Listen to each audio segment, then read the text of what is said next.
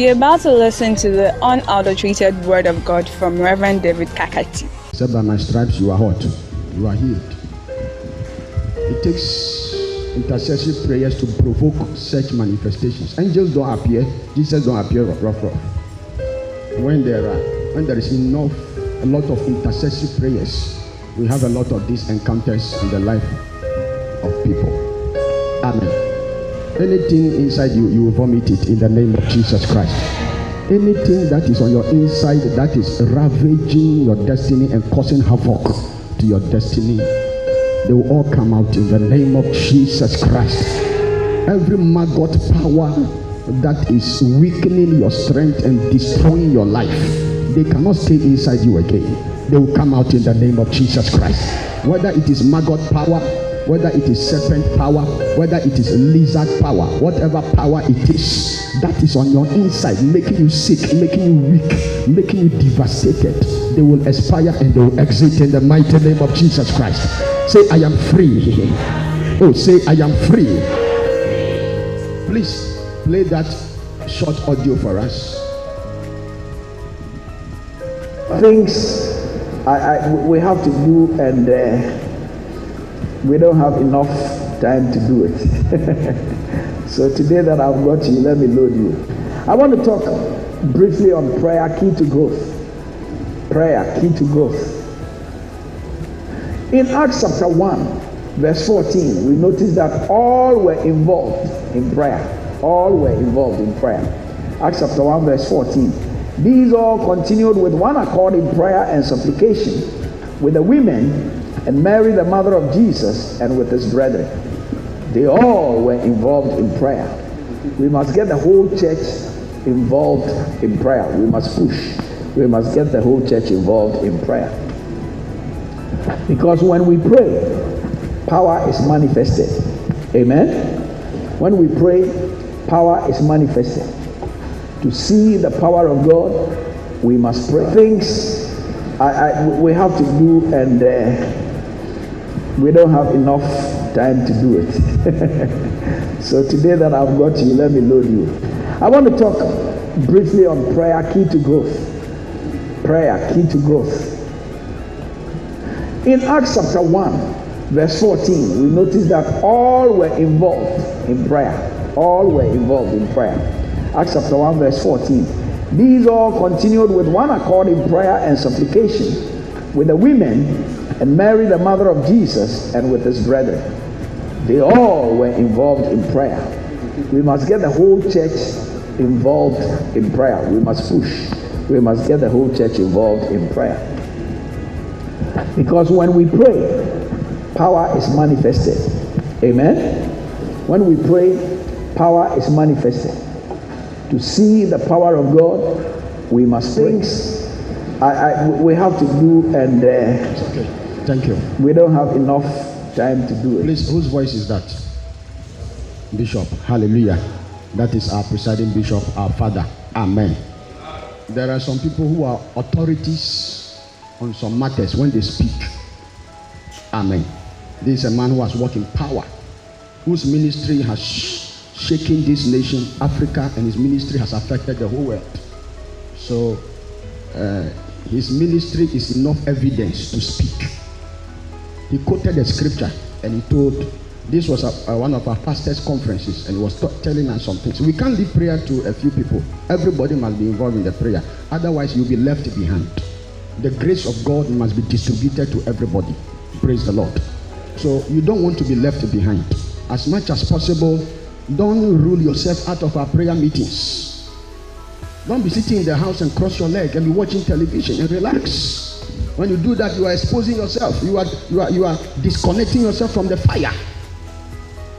So every Sunday I will be playing a little of what he said in that conference for us. He said prayer releases what? Power. Prayer releases power. One day he was preaching and he told us, he said one of the things that he knows how to do very well is to pray. He told us, he said one of the things he knows how to do very well is to pray. And among the most treasured moments of my life are the moments that I've had to pray with my bishop. There were times I was the only one with him in the hotel when he has gone to wait on the Lord. There were times I was the only one with him in the hotel, and it was a time of learning, and it was a time of observation, not a time of any opportunity I get to pray with my bishop. I treasure it. It is not ordinary opportunity. I don't joke with it. Praise the Lord. Yes, so there are times I just picture the times of prayer that I've had with him. It pushes me, it stirs me. If you get somewhere, you need to follow somebody who has gotten somewhere so that you will also get there. Praise the Lord. He said the whole church must be involved in prayer. The whole church. Friday prayer meeting. Don't rule yourself out. Why should it be that for 6 months you not attend Friday prayer meeting? For 6 months you will not attend prayer meeting. What kind of work are you doing? Praise the Lord. That there is no even public holiday for you. You must not allow the enemy to steal your future, your destiny. Allow God to do something and work something in your life. Otherwise, you will not have spiritual stamina. You will not have stamina. The more spiritual you are, the more you like prayer, the more you love prayer. When you lose your spirituality, you have become carnal and you have dropped in the spirit, you hate prayer, you dislike prayer. You use prayer to check your spiritual temperature, your spiritual thermometer. So the things I do here, it is purely by imitation and by copying. I'm copying from somewhere and from somebody. That is one of the greatest blessings I have. That I've had opportunity to copy the bishop. And I'm deploying what I've learned from him here. So I'm not doing trial and error. I'm doing things that somebody has done that has produced results and has affected the world. So you are in the right place and you are safe here. I said you are in the right place and you are what? You are safe here. Praise the Lord. It's not something that I'm just trying. No. Somebody has taught me. He has taught me. And what you just heard is from our pastor's conference. If you want to last, prayer must be an important part of your life. Otherwise, you will not last. Arrows of discouragement will come and arrows of offense. Arrows of discouragement and arrows of offense. You hear things that will uproot you from God. You will not be. You will not find you again. So when I realize you don't like prayer, I know your level. I know your level. I don't need angel to talk to me. Because prayer is a supernatural thing. It's a spiritual thing. So you can't deceive me by your nice words. No. If you are spiritual, love spiritual things. Praise the Lord. If you are spiritual, love spiritual things. I used to have a friend. And anytime, by then he was teaching. We have stopped teaching and we are prayer warriors. And then by the time he will close from school and come, we are praying for 1 hour or 2 hours. And when he is coming from school and he drops at the tractor station, then he will be what was he doing? He was praying. And then when he gets to where we are praying, then he say, because he claims we are cheating him. Because for praying 1 hour and he has not prayed 1 hour, we have cheated him. We have acquired something he has not acquired. Praise the Lord. I want to see a change in your prayer meeting attendance. Don't allow yourself to be left behind. Amen. Yes, don't allow yourself to be left behind. Those of you who are called to pray every Wednesday, 8 to 10 p.m. prayer is going on here. Every Friday night, 8 to 10 p.m. prayer is going on here. Every Saturday night, 7 to 10 p.m. prayer is going on here. If you know you are anointed to pray, you have the grace to pray and to intercede, come and let's pray. Our Wednesday meetings, 6 p.m. to 6:30, hot prayer is going on. Most of you don't come. You come late.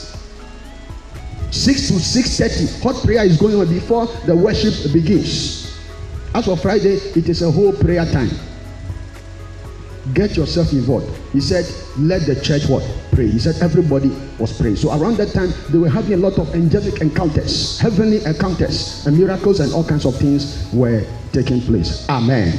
In 1 Peter chapter 5 verse 10, it says that, but the God of all grace, who has called us to his eternal glory by Christ Jesus, after you have suffered a while, make you perfect, establish you, strengthen you, and settle you. Say, Father.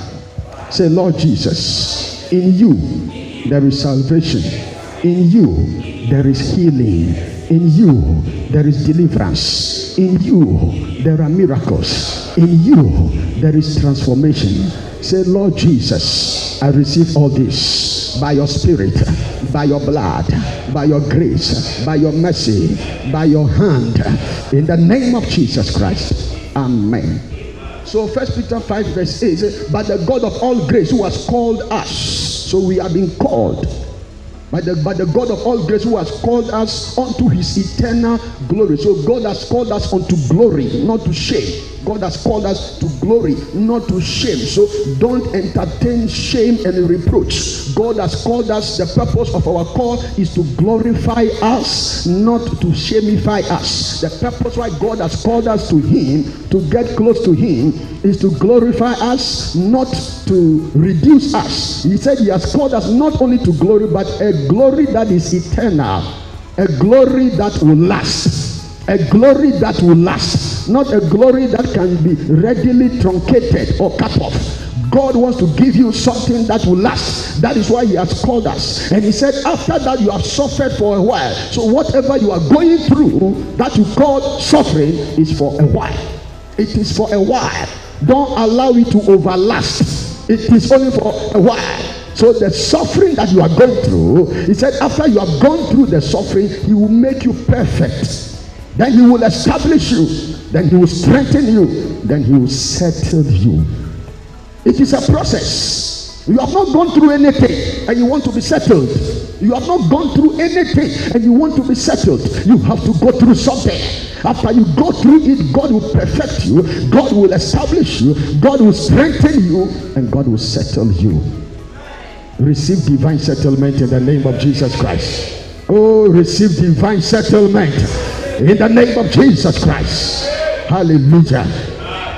Today I want us to spend some time to praise the Lord and appreciate him. Because as we are teaching about praise and worship, we have to also practicalize it. We have to practice it. We have to make it real. Praise God. I remember when we were growing up, we didn't like worship at all. All we want is prayer. We were so charged that when they are singing and praising God to worship him, we thought they are wasting time. It was ignorance. We were so charged. We just wanted to pray. It is ignorance. Worship and praise is very, very powerful. Last week, I told you that if you are not grateful to God, you are a grumbler. You are a grumbler. Anybody who is not expressing gratefulness to God is grumbling, is murmuring, is complaining. So if you are not doing anything to show appreciation to God, you are grumbling. To grumble means you are murmuring, you are protesting against God. If you are not praising God, you are finding fault with God. Anybody who is not praising God, what the person is doing is that he is accusing God. Once you are not praising God, you are denouncing God, and you are resisting, and you are opposing God. The only way to tell God that, God, I am not defying you. The only way to tell God that, God, I am not murmuring against you, I'm not accusing you, is to praise him. Is to praise him. Once you are not praising God, you are castigating him. Once you are not blessing the name of the Lord, you are condemning him and you are criticizing him. If you are not showing any sign of praises to God, you are telling God, I disregard you. God, I accuse you. God, I disrespect you. What are you saying and what are you doing to tell God that, God, I am praising you? To praise God means to celebrate him. To praise God means to elevate him. To praise God means you are proclaiming him. Somebody must hear about him and must hear about what he has done. So to praise God means you are proclaiming him. So anybody who is talking about God is praising God. To praise God means you are exalting him and you are thanking him. You are bowing down to him. One way to praise God is to clap for him. Is to clap for him. Exodus chapter 17 verse 3. Exodus chapter 17 verse 3. And the people tested there for water. And the people murmured against Moses and said, why have you brought us up out of Egypt to kill us and our children and our cattle with thirst? These were the people that God sent for them to be delivered. And after they were delivered, these were their utterances because they were thirsty. They were looking for water. Anytime you focus on what you don't have, it will trigger you to grumble. Anytime you focus on what you don't have, it will trigger you to grumble and to murmur. Once you concentrate on what you don't have, you will murmur without control. But when you focus on what God has done for you, or on what God has already given to you, it will stimulate you to be grateful unto God. If you focus on what God has already done for you or given to you, you will discover that God has surrounded you with abundance. They were saying that, why have you brought us up? Why have you brought us up? Why have you brought us up? The people that were in bondage, the people that were in slavery, the people that were being maltreated, the people that were being oppressed, when God sent for them to be delivered, because they were focusing on the water they didn't have. They were not focusing on the God that divided the Red Sea. They were not focusing on the God that killed every firstborn of their enemies. They were not focusing on the God that turned all the water of their enemies into blood. They were focusing on only water that they didn't have. And once their focus was wrong, their thinking will be wrong, their decisions will be wrong, their utterances will be wrong, their actions will be wrong, their destiny will be wrong, and they will be destroyed. May you not be destroyed in the name of Jesus Christ. And they were questioning the deliverance. They were questioning, and they said, why have you brought us up? Why have you brought us up? So murmuring will cause you to kick against your elevation. Why have you brought us up? God has brought you up. You are questioning it. You are challenging it. Once you become a murmurer, once you start complaining, you are kicking against your elevation. Complaining will turn you against your lifting. There is a lifting God wants to give to you. There is an elevation God is bringing into your life. But when you adopt the character of murmuring and not appreciating what God has done, you will abort the elevation that God is bringing into your life. May your elevation not be aborted in the name of Jesus. May you experience your elevation in the name of Jesus Christ. Your life must go up and up. Your life must not go up today and a few years time it is going down. Your life must go up and it must go forward. It will take celebrating God, appreciating God every time for what He has done and for what He is about to do. Every grumbler is the enemy of his own liberty. They say, why have you brought us out? It is also there. So they didn't only challenge they are bringing up, they were also challenging they are bringing out. Talking about deliverance. Every grumbler is an enemy of his own liberty. Once you grumble, you will not experience deliverance. Once you murmur, you are fighting against your liberty. If you liberate and set free a grumbler, he will deviate back into bondage. He will go back into his demotion. And it is normally because of blindness. When people are blind spiritually, and when the enemy blindfolds people, they start murmuring, they start complaining. Blindness is the inability to see what others can see. That is blindness. Blindness is not the absence of eye. You may have eye, but you may not see. Blindness is the inability to see what others can see. Others are seeing the greatness of God. Others are seeing the goodness of God. Others are seeing the favor of God, the hand of God, the goodness of God. But when people are blind, that is not what they see. They only see the handiworks of the devil. They see what the devil has done. They see what the devil is doing. So every murmurer is blind, and so he cannot see the provision that the Lord has made. When you murmur, you will not rise. When you murmur, you will remain a slave. When you murmur, you will return to slavery, even when God has delivered you. Say, in the name of Jesus Christ. Say, every power assigned to bring me down, expire.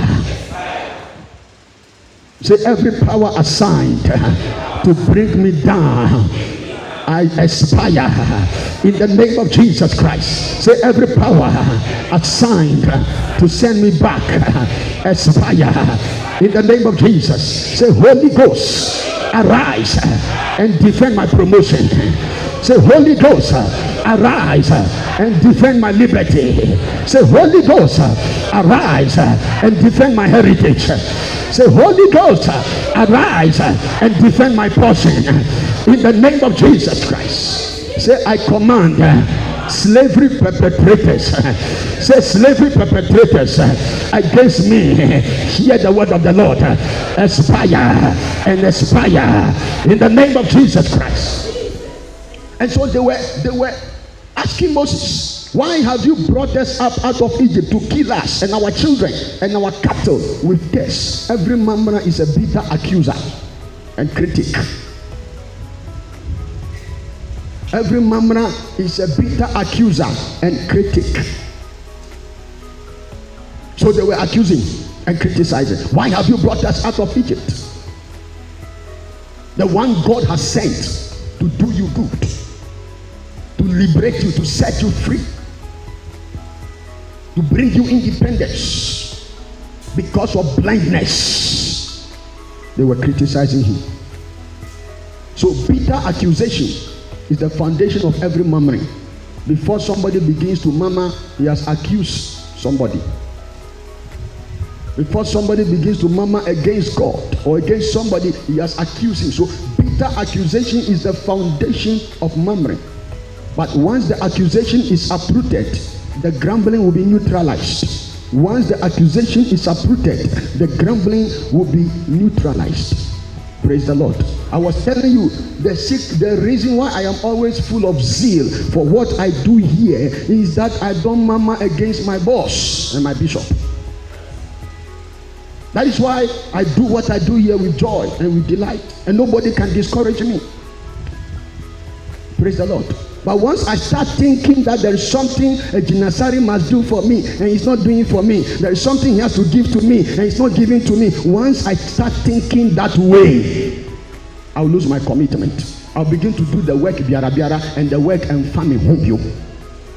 So it's very, very, very easy to know people by their actions. Praise the Lord. Yes, it's very, very easy to know. Grumbling will uproot your commitment to your work. Once you start grumbling about the boss who has employed you to sit at his shop for him and has employed you to work for him, once you start murmuring and accusing him,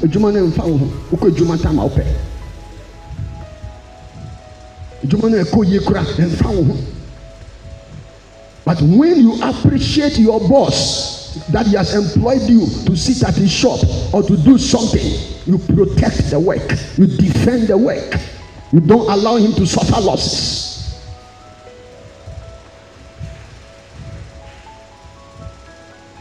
Very, very important. We need the right attitude so that we can excel both in the secular, both in the physical and in the spiritual. And so in Numbers chapter 14 verse 2, when you read Numbers 14 verse 2, the Bible says, and all the children of Israel murmured against Moses and Aaron, and the whole congregation said unto them, will God that we had died in the land of Egypt, and will God that we had died in this wilderness. Verse 3, wherefore has the Lord brought us into this land to fall by the sword, that our wives and our children should be a prey? Were it not better for us to return into Egypt? And they said one to another, let us make a captain, let us return to Egypt. They want to go back because of murmuring spirit. It is drawing them back when they should be moving forward, when their level should change, when they should go higher. The murmuring spirit is drawing them back. So murmuring will not only stagnate you, it will deteriorate you and decelerate you wherever you are. Don't murmur against your spouse. Don't murmur against your spouse. There is something good in your spouse. There is something good in your spouse. Once you murmur against your parents, there's no way you even listen to the advice. The role God has brought them to play in your life, to take you far, you miss it. Listen to what they said. They murmured against Moses and Aaron, and the whole congregation said unto them, would God that we had died in the land of Egypt. Would God that we have died in this wilderness. Why have you brought us to this land? So that we will fall by the sword, so that our wives and children will be a prey. Were it not better for us to return to Egypt? Once you enter into the region of murmuring, you begin to value slavery than liberty. You begin to promote setback instead of promotion or acceleration. Murmuring has never helped anybody. It has brought them back. It has brought them down. I've seen it over and over, physically and spiritually. Man must celebrate God. All they were seeing was negative and bad. Our children will die. Our wives will die. We will die in the wilderness. We will fall by the sword. All they were seeing is negative because of the character of murmuring. They didn't see anything positive. They didn't see anything good. Murmuring will make people backward. Murmuring will terminate your progressive mentality. You lose your progressiveness. Every complainer is a short-sighted person because they can't see far. Everything they do is influenced by today and the present. Every complainer is short-sighted. They can't see far. Everything they do is influenced by today. And so their future becomes ugly. Their future becomes disadvantaged. Their future becomes impoverished. Say minus me. Say, Holy Ghost, deliver me from this canker. Say, Holy Ghost, deliver me from this negative influence. Say, I declare every power that is operating to draw me back, you are a liar. Break and scatter. Say, in the name of Jesus, enemies of my future, what are you waiting for? Expire and expire in the name of Jesus Christ. Please sit down. Your life must move forward. Your life must move forward. Your destiny must move forward. Praise the Lord. Once you start becoming appreciative of God, once you start appreciating God, you begin to have ideas. But when you don't appreciate God, your ideas are stifled. Your ideas are trapped. You lose creativity.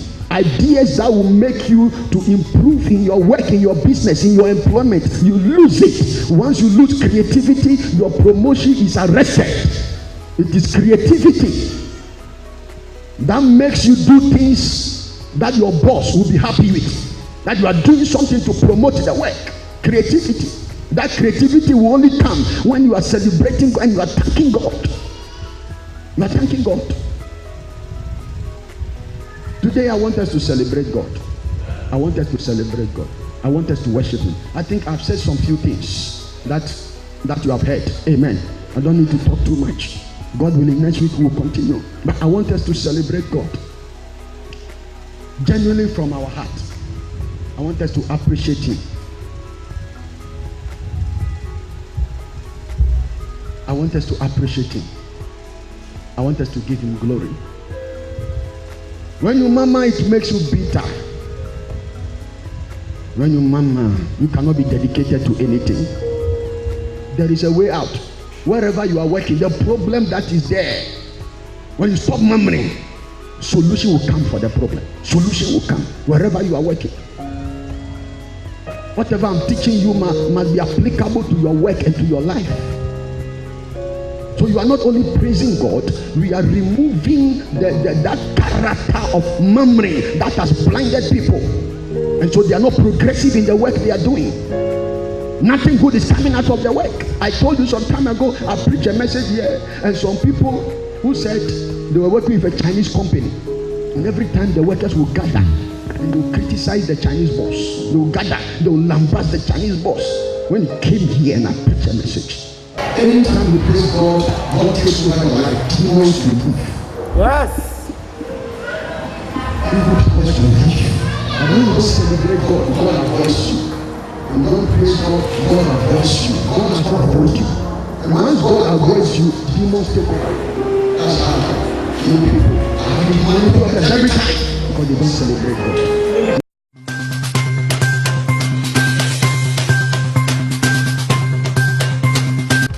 Thank you for listening. For more of these messages, follow us on YouTube, Peresama from TV, and on Facebook, BCI Dominion Sanctuary. God bless you for listening.